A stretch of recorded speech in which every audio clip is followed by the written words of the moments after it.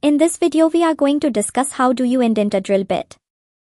Order the drills in consultation with the personnel routinely working with the tools.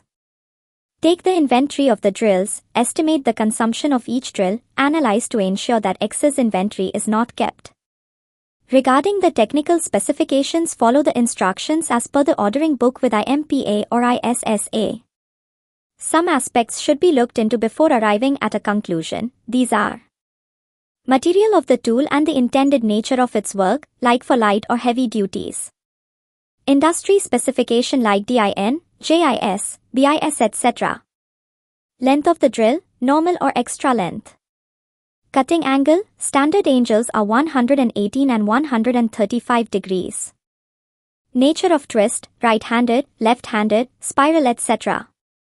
The shank shape, tapered, straight or S-cut.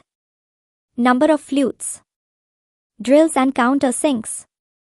Reputation of the company and cost. Any previous experience with the company's tools.